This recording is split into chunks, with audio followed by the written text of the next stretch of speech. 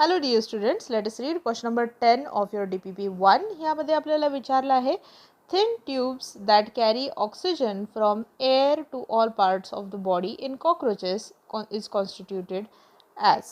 ठीक आहे, तर आपल्याला विचारलं आहे की कॉकरोचमध्ये ऑक्सिजन कॅरी करणाऱ्या थिन ट्यूब्सला आपण काय म्हणतो. ओके, तर कॉकरोचेसचं बॉडी जर आपण बघितलं, लेट मी ड्रॉ रफली for you. So this is the head region of the cockroach.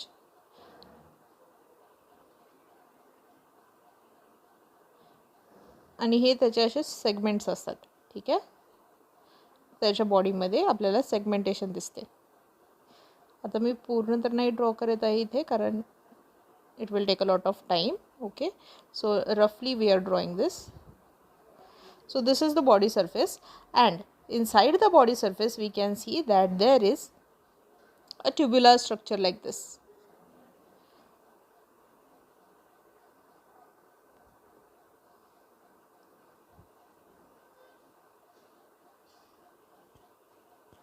जे की इथून अराइज होते अशी बॉडीच्या सरफेस पासून.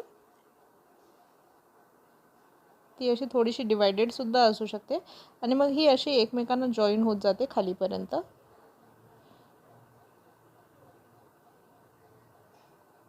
and then into the interior. अशीच या बाजूला सुद्धा असणार आहे. Okay, similar system. तर हे जे ओपनिंग आहे त्यांना आपण म्हणतो स्पायरकल्स, आणि हे जे ट्यूब्यूल सिस्टम बनत आहे ही वाली, तिला आपण म्हणतो दी ट्रकियल सिस्टम.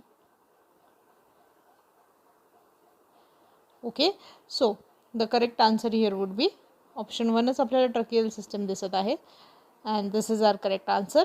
हिमोलिम्फ इथे रॉंग आहे, लंग्ससुद्धा रॉंग आहे, गिल्ससुद्धा ह्याच्यामध्ये प्रेझेंट नाही राहत. कॉक्रोचेसमध्ये जर आपण बघितलं तर तिथे ट्रकियल सिस्टम असते.